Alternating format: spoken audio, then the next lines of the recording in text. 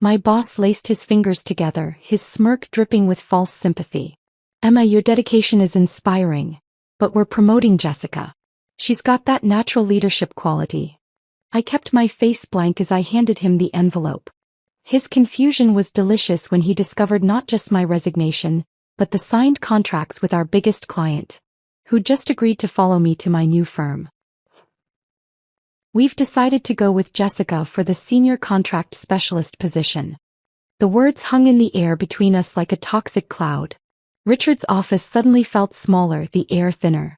I maintained perfect composure, spine straight, hands folded neatly in my lap, face a carefully constructed mask of professional disappointment. Not devastation. Not rage. Just the appropriate amount of disappointment a dedicated employee might show after being passed over for a promotion. I see. My voice didn't waver. 7 years of negotiating multi-million-dollar contracts had taught me something about poker faces. Richard laced his fingers together on his polished mahogany desk. The desk I'd helped him earn with my billable hours. His lips curved into what he probably thought was a sympathetic smile, but the smugness leaked through like oil on water. Emma, your dedication is truly inspiring, he said, leaning forward slightly. Your technical skills are exceptional.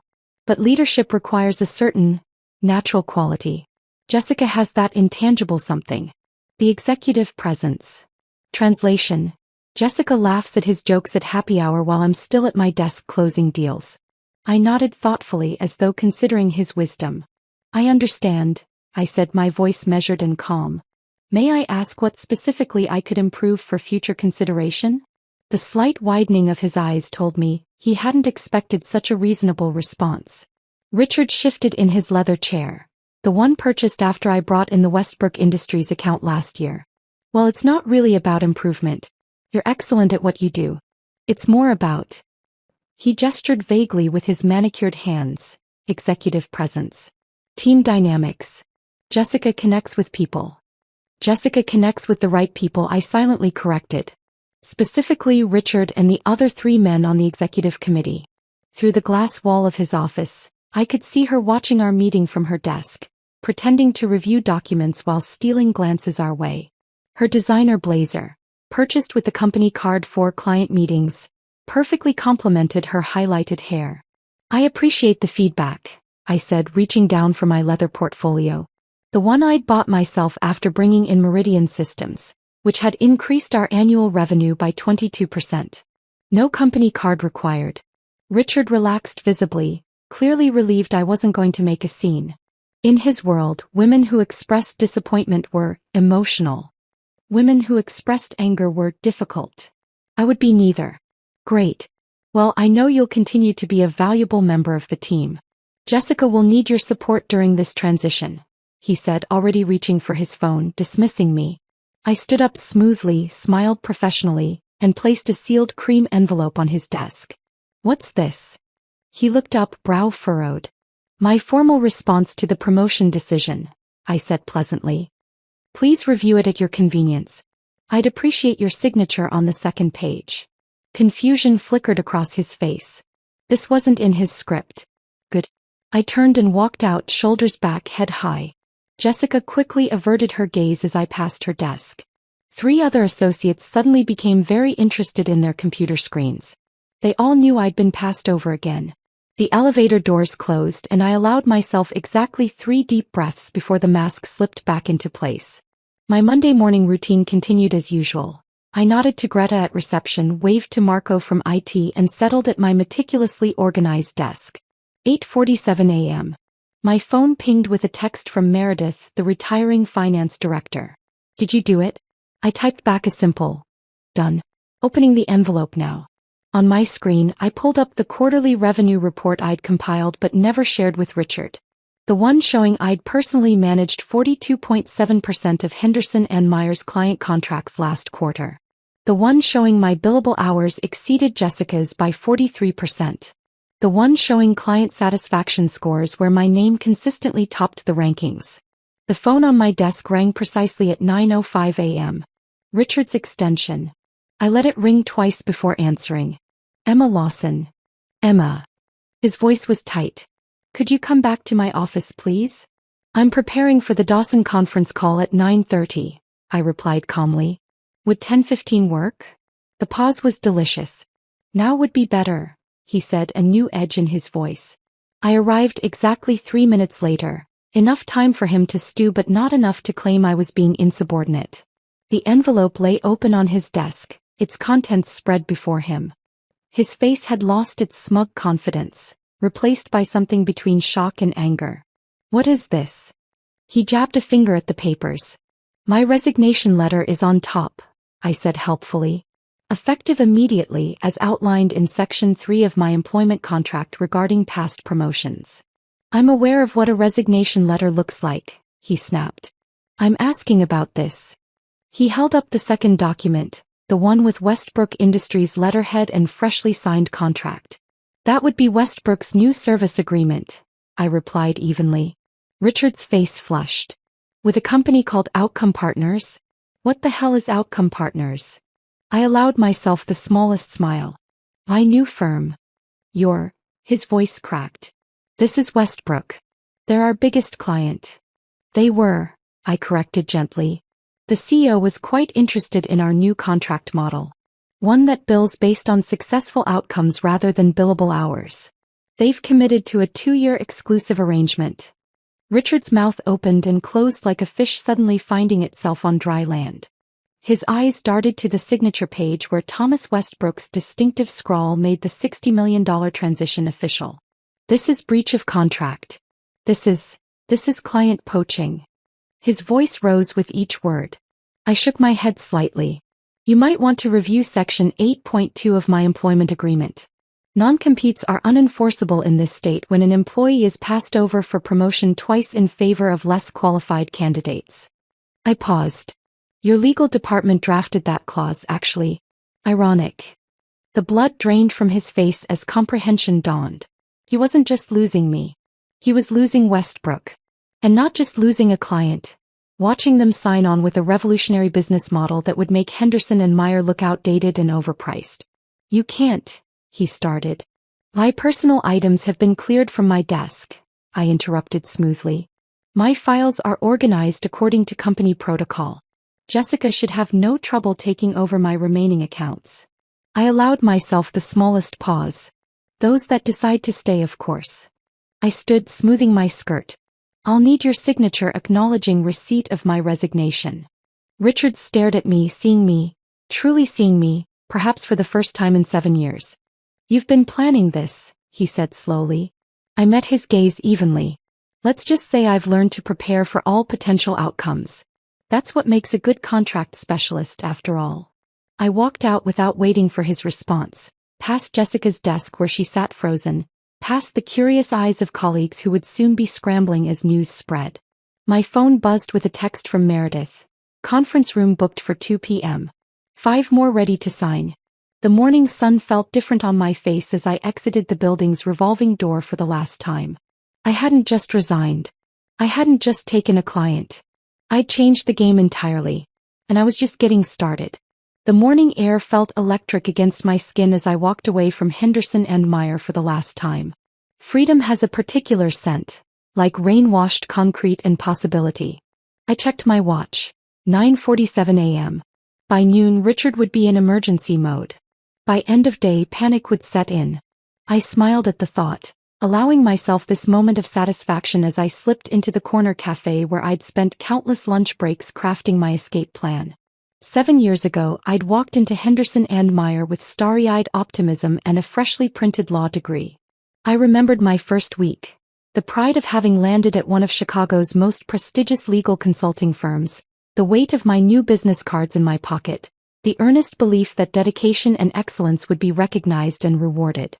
The memory of my first stolen idea surfaced as I ordered my usual Americano. It was during the Calway manufacturing contract negotiation, barely 6 months into my tenure. I'd developed an innovative approach to their international licensing structure that would save them millions while ensuring better compliance. I'd shared it during the team meeting, watching the partners nod with approval. 2 weeks later, Mark Daniels had presented it as his own breakthrough during the client meeting. I'd sat silently at the conference table, stomach churning as he accepted praise for my work. When I confronted him afterward, his response had been casual, almost bored. That's how it works here, rookie. For a team. Ideas belong to the firm. His eyes had flickered to the corner office where Richard held court. Learn to play the game if you want to get ahead. The barista called my name, interrupting the memory. I collected my coffee and found a quiet corner table, pulling out my phone to check for messages from Meredith about our afternoon meeting with the other defectors. The pattern had continued through the years. My contract solutions for Barton Healthcare had become Jessica's innovative approach. My risk mitigation strategy for Pioneer Tech had suddenly appeared in Richard's presentation to the executive board. Each time I swallowed my frustration and worked harder, believing that eventually results would speak for themselves. It wasn't until the Meridian Systems project 3 years ago that the deeper problem came into focus. Their CEO, Diane Winters, had pulled me aside after we'd finalized their service agreement. "Emma, I want to be straight with you," she'd said, voice low. "We're signing with your firm because of your approach, but I have concerns about your billing structure." I'd stiffened, thinking she was negotiating for lower rates. "The billable hour model creates perverse incentives," she continued. "Your firm has no motivation to solve our problems efficiently. The longer it takes, the more you make." Her words had struck like lightning. Of course she was right. Our entire business model rewarded inefficiency. Partners celebrated associates who could stretch 20-hour solutions into 40 billable hours. We tracked hours captured rather than problems solved. Success meant maximizing the invoice, not maximizing client outcomes. That night I'd started a new spreadsheet, one I kept strictly on my personal laptop. I began documenting client frustrations, whispered complaints, and the disconnect between what they needed and what Henderson and Meyer delivered. Over coffee meetings and after-hours calls, I asked careful questions. How did they measure success? What kept them awake at night? What would they change about working with legal consultants if they could? The patterns emerged clearly. Clients hated unpredictable costs. They resented paying premium rates for junior associates learning on their dime. They wanted partners in their success, not vendors with conflicting interests. Late nights in my apartment became dedicated to designing a different model. I covered my walls with sticky notes and flow charts, sketching an approach that would align my interests with my clients. My kitchen table disappeared under legal pads filled with formulas and projections. The solution crystallized gradually, fixed fees tied to specific outcomes, clearly defined deliverables with success metrics, shared risk and reward. A complete inversion of the billable hour paradigm that had dominated legal consulting for decades. But the pivotal moment, the one that transformed theoretical rebellion into concrete action, came 6 months ago during the Westbrook Industries annual contract renewal. Thomas Westbrook had requested a private lunch. As CEO of our largest client, such requests weren't unusual. What was unusual was his choice of venue, not the usual expense account steakhouse, but a modest sandwich shop near their offices. "Emma, I've always appreciated your straight talk," he said after we ordered. His weathered face looked tired, the lines around his eyes deeper than I remembered. "So I'm going to be straight with you. We're considering other options when this contract ends." My stomach had dropped. Losing Westbrook would be catastrophic for Henderson and Meyer, and would likely be blamed on me, their account manager. "May I ask why?" I kept my voice even, professional. Thomas sighed, running a hand through his silver hair. "Last quarter we paid your firm $427,000. I've been trying to justify that expense to my board. The complex regulatory framework," I began automatically. "Isn't the issue," he interrupted gently. "The issue is that I can't connect those hours to actual business outcomes. We're paying for time, not results." He leaned forward. "Do you know what my manufacturing division head asked me?" He said, "Why do they get paid the same whether we win or lose?" Something shifted inside me at that moment, the final piece clicking into place. I took a risk. "What if there was a different way?" I asked. "What if you could pay for outcomes instead of hours?" His eyebrows rose. "I'm listening." A fixed fee structure. Clearly defined deliverables. Performance bonuses tied to your success metrics. A true partnership where we succeed only when you do. Henderson and Meyer would agree to that? Skepticism colored his voice. "Not them," I said, the words forming before I'd fully processed the implications. But I would. The conversation that followed lasted 3 hours.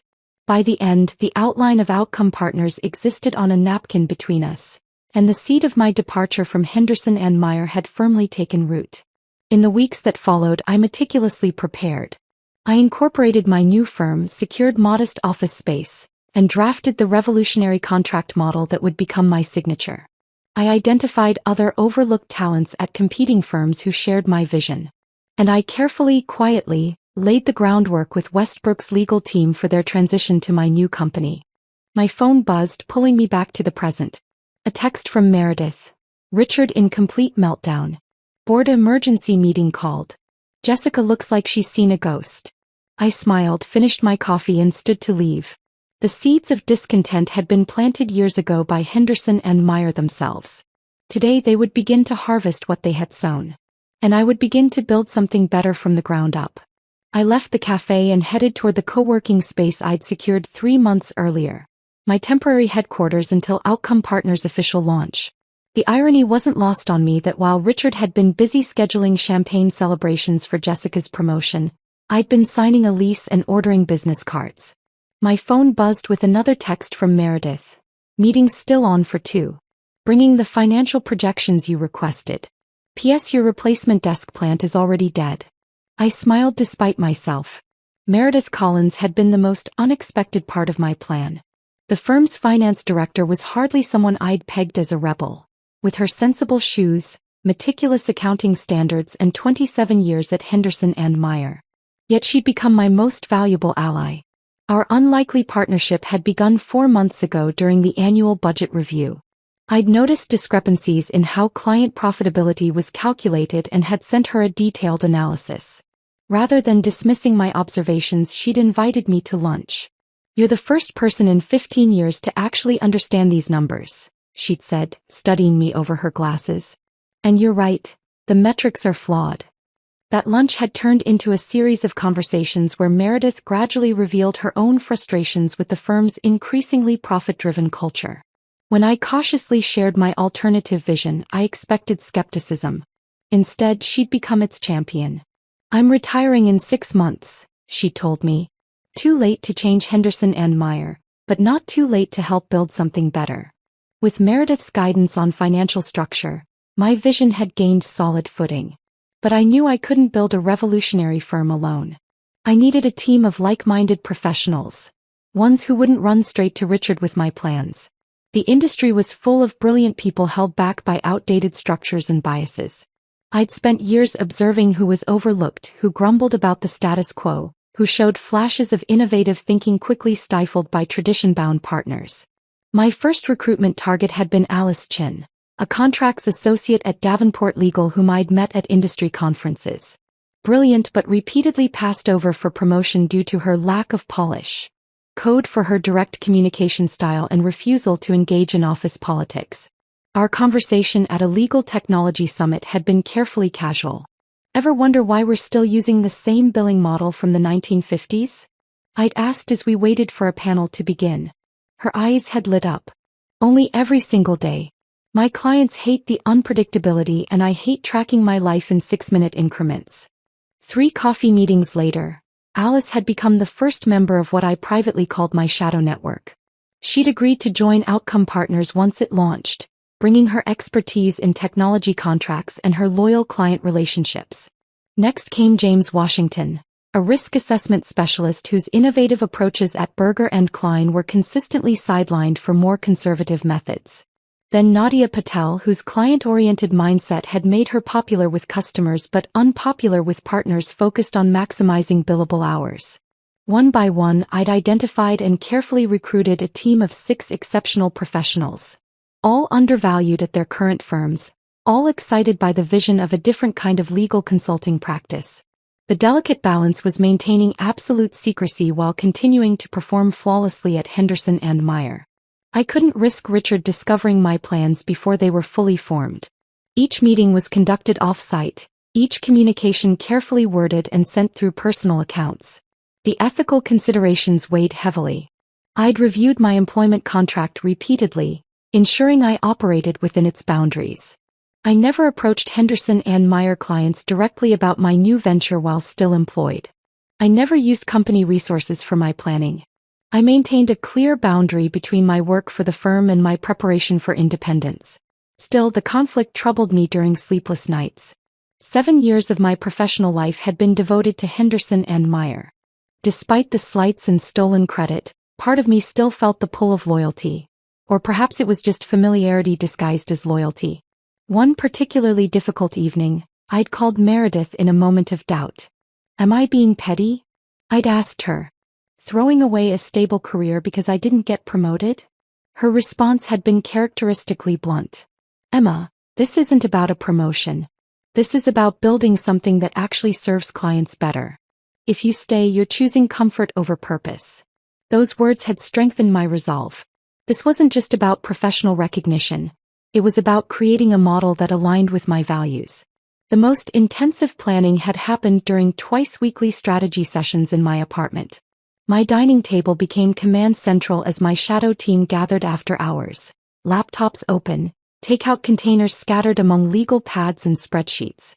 "The key is quantifiable outcomes," James had insisted during one passionate debate about our contract structure. "We need metrics that clients and we both agree represent success." "And scalable pricing tiers," Alice added. "Not every client needs the comprehensive package." Nadia had focused on the client experience. "We need to demonstrate value from day one. No more mysterious processes hidden behind legal jargon." These sessions had refined my initial concept into a comprehensive business plan. We dissected traditional contracts, reimagined client onboarding, developed proprietary assessment tools, and created transparent pricing models tied to specific deliverables. The breakthrough in our payment model had come from Meredith. She'd arrived at one session with a stack of spreadsheets and a gleam in her eye. "What if," she'd proposed, spreading the papers across my table, "we structure a baseline fee plus performance incentives? Clients get certainty about minimum costs, and we get rewarded for exceptional results." Her decades of financial expertise had transformed theoretical ideas into practical systems. She'd shown us how to build profitability without exploiting clients, how to structure contracts that protected cash flow while aligning interests. As I entered the co-working space, modern, filled with natural light, nothing like Henderson and Meyer's wood-paneled stuffiness, I felt a surge of certainty. The shadow network was about to step into the light. My temporary office held a simple desk, my laptop, and a whiteboard covered with our launch timeline. On the desk sat a small potted plant, a gift from Alice with a note. "Something new is growing." I checked my watch. 11:30 a.m. In 2.5 hours, my shadow team would gather for the first time as official partners and outcome partners. Westbrook Industries would be announced as our founding client. And Henderson and Meyer would begin to understand exactly what they had lost. My phone buzzed again. A text from Thomas Westbrook. "Richard called. Offered 15% discount to keep our business. Told him we're not looking for cheaper hours. We're looking for better results. Good luck today." I smiled, setting my phone aside and opening my laptop to prepare for the afternoon meeting. The seeds of discontent had grown into a network of shared vision. And now that network was about to change everything. The 2 p.m. meeting with my shadow team, now officially my partners, ended with quiet determination rather than champagne. We weren't celebrating yet. Today marked the beginning of our real work, not its culmination. "I'll see you all tomorrow at the new office," I said as we gathered our materials. 9 a.m. sharp. Our permanent location was nothing like Henderson and Meyer's gleaming downtown high-rise with its panoramic lake views and pretentious art collection. We'd chosen a converted textile factory in the West Loop. A brick building with exposed beams, factory windows, and a history of making things that served practical purposes. The symbolism wasn't accidental. While Henderson and Meyer sold prestige and tradition, we would sell results and innovation. Their mahogany and leather projected establishment, our brick and steel projected substance. After the meeting dispersed, I drove to the new space for a final inspection before tomorrow's official move-in.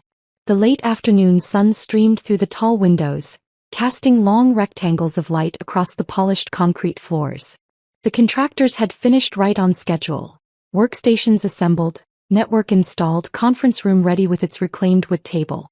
I walked through slowly, mentally placing each team member in their space. Alice near the windows where she worked best. James by the strategy wall where we'd map client projects.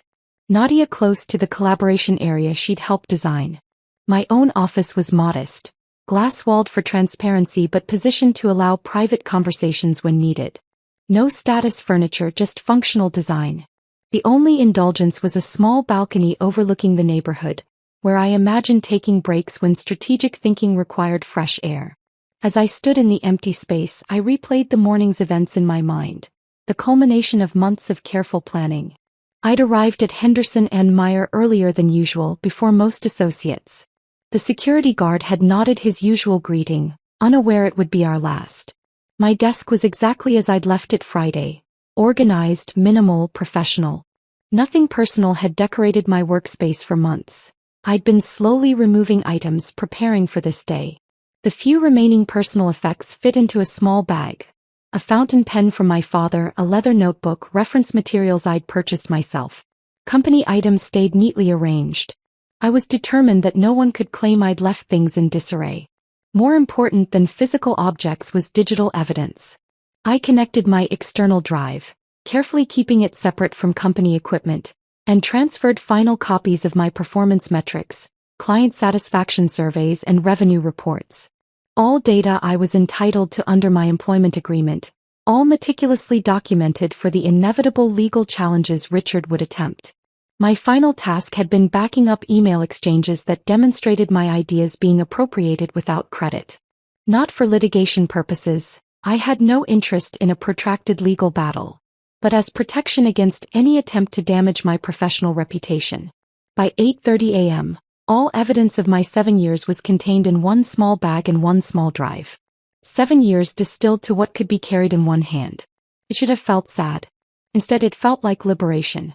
The memory of Richard's face when he'd opened the envelope still brought a flutter of satisfaction. I'd seen the exact moment comprehension dawned. The widening eyes, the slackening jaw, the flush of angry disbelief. He hadn't just lost an employee. He'd lost a cornerstone client and faced an existential threat to his business model. "This won't stand," he'd sputtered, legal threats already forming. "No court will allow this kind of innovation." I'd suggested calmly. "Client-centered service? Ethical business practices." His incoherent rage had told me everything I needed to know about the true values of Henderson and Meyer. Not once in his protests had he mentioned client needs or service quality. His concerns centered entirely on revenue loss and competitive threats. When I'd walked out of his office for the final time, the ripple effect was immediate. Associates looked up from their desks, sensing something momentous. The firm operated on subtle hierarchies and power dynamics. They could read the shift in the atmosphere like animals sensing a coming storm. Jessica had caught my eye across the office, her expression shifting from smug satisfaction to uncertain concern. She'd wanted my job title, not understanding the burden that came with it, especially now. "Emma," she'd called as I headed toward the elevator. "Is everything okay?" I'd paused, considering my response carefully. Professional until the end. "Congratulations again on the promotion, Jessica. I'm sure Richard will fill you in on the Westbrook situation. They'll need immediate attention." I'd offered a small smile. "Their contract transition is somewhat complex." The confusion in her eyes had shifted to the first flickers of panic. Jessica was many things, but she wasn't stupid. She could sense she'd inherited a potential disaster. As the elevator doors had closed on Henderson and Meyer for the final time, I'd permitted myself one small private smile. Not of malice, but of completion. Phase 1. Concluded perfectly. Now, standing in the new Outcome Partners office as sunset painted the brick walls golden, I finally allowed the emotional dam to break. 4 months I'd operated with ruthless compartmentalization. Planning while performing, building while maintaining, creating while concluding. I sank into my office chair, the only piece of furniture already in place, and felt the first tear slide down my cheek. Not from sadness or regret, but from the overwhelming release of pressure. 7 years of suppressed frustration, of smiling through stolen credit, of watching mediocrity rewarded while excellence was exploited, all of it washed through me in waves. Fear followed quickly. I'd left the security of an established firm for the uncertainty of entrepreneurship. 6 people had trusted my vision enough to join me. Westbrook had staked their legal strategy on our unproven model. The responsibility was enormous. But beneath the fear lay something stronger, a bedrock of certainty. The model was sound. The team was exceptional. The market was ready for disruption. And I was, finally, the architect of my own destiny. As darkness fell outside, I moved through the office, turning on lights one by one. Tomorrow these spaces would fill with energy, ideas, and purpose. Tomorrow we would begin to build something that reflected our values instead of compromising them. My phone buzzed with a text from Alice. Just got a call from Kenneth at Meridian Systems. Heard about your move. Wants to be our second client. Says he's been waiting for someone to fix this broken industry. You free for lunch tomorrow? Vindication surged through me. This was never about stealing clients. It was about answering a need that had always existed but that traditional firms refused to acknowledge. I walked to the windows overlooking the city. Somewhere out there, Richard was likely huddled with his partners strategizing damage control. Jessica was probably poring over the Westbrook files, realizing the complexity she'd inherited. And Thomas Westbrook was perhaps explaining to his board why their legal strategy had just improved dramatically. I took a deep breath and turned to leave, pausing at the door to look back at the empty office that would soon become a hub of transformation. On the wall, our simple mission statement awaited tomorrow's unveiling. Success is shared. Outcomes matter. Clients first. The perfect exit wasn't just about leaving Henderson and Meyer. It was about entering something infinitely better. The morning after my final visit to our new office, reality hit hard. Westbrook Industries and the newly interested Meridian Systems represented impressive wins. But 2 clients, even large ones, weren't enough to sustain a firm of 6 partners and the support staff we needed to hire. We had 6 months of operating capital. The clock was ticking. Our official launch day brought excitement tinged with anxiety. As we gathered in our new conference room, Nadia voiced what everyone was thinking. Henderson and Meyer isn't going to take this lying down, she said, tapping her pen against her notebook. Richard has connections throughout the industry. We should prepare for blowback. She wasn't wrong. By the end of our first week, we'd heard from 3 prospective clients who'd suddenly backed out of meetings. One was honest enough to tell us why. Richard Holloway called my CEO personally, the operations director admitted. Said you were facing potential legal action for client poaching. We can't risk getting caught in the crossfire. That Friday, James slapped a legal letter on the conference table. Cease and desist, he announced. They're claiming we're misusing proprietary contract language. Are we? Alice asked, reaching for the document. Of course not, I replied, maintaining my composure despite the knot in my stomach. They're phishing. Standard intimidation tactics. But privately the pressure weighed heavily. Each morning I arrived at the office before anyone else, reviewing our financial projections, adjusting our runway calculations. Each evening I was the last to leave, often sitting alone on my small balcony, wondering if I'd led my team off a cliff in pursuit of a vision only I could see. The turning point came unexpectedly. The Chicago Legal Technology Association had invited speakers for their annual conference. When a scheduled presenter canceled last minute, Meredith, now our official financial advisor, leveraged her connections to secure me the slot. This is our chance, she said. 75 decision-makers in one room. Make it count. I spent 3 days preparing that presentation, distilling everything we'd learned into 20 minutes that would either launch us forward or confirm we were tilting at windmills. The conference room was half empty when I began. An unknown speaker in an unfavorable time slot. But as I spoke, outlining the fundamental misalignment between traditional billing models and client interests, people drifted in from other sessions. By the time I revealed our outcome-based contract framework, showing actual results from our work with Westbrook, the room had filled. Legal consulting doesn't have a knowledge problem, I concluded. It has an incentive problem. When success for the firm means maximizing hours instead of results, clients inevitably lose. We've created a model where we only win when you win. The questions afterward weren't skeptical but hungry. Business leaders struggling with legal costs wanted to know more. In-house counsel frustrated with unpredictable budgets requested meetings. Even 2 law school professors asked for materials to share with their classes on legal innovation. That presentation became our turning point. We refined it into a roadshow presenting at industry events across the Midwest. Our calendar began filling with exploratory meetings. Not all converted to clients, but enough did to extend our runway. Henderson and Myers' counterattacks intensified. They dropped their rates for key prospects we were approaching.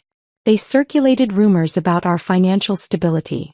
One particularly aggressive partner even called our landlord, suggesting we might not make our lease obligations. But the market was responding to our message. Mid-sized companies especially, those big enough to need sophisticated legal help but small enough to feel the pain of traditional billing, began signing on. They'd been caught for years between expensive big firms and insufficient small practices. Our model offered them sophisticated service with predictable costs tied to measurable outcomes. 4 months in, we hired our first 2 associates.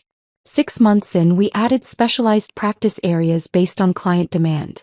8 months in, we moved to a larger space in the same building, taking over the entire floor. Our contract model evolved through real-world application. We developed tiered pricing options, industry-specific metrics, and shared risk provisions that traditional firms couldn't match without fundamentally reorganizing their entire business approach. 9 months after launching Outcome Partners, I attended the National Legal Innovation Summit in Denver. During a morning coffee break, I turned from the refreshment table and found myself face-to-face with Richard Holloway. The shock registered on both our faces. He recovered first, forcing a tight smile. "Emma, I heard you might be here." "Richard," I acknowledged with a nod. "Enjoying the conference?"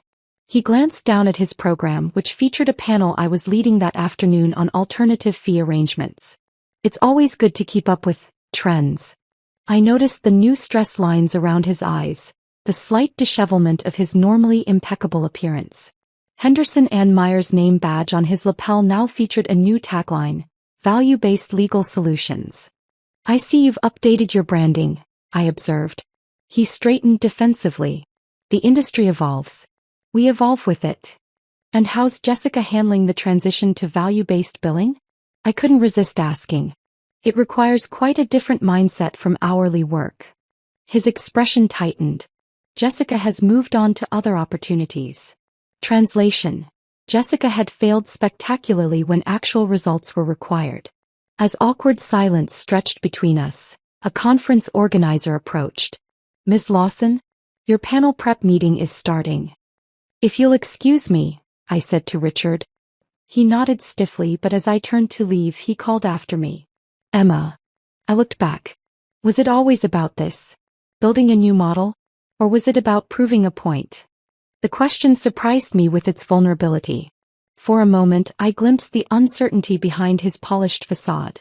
A man watching the industry shift beneath his feet, scrambling to adapt practices he'd spent decades mastering.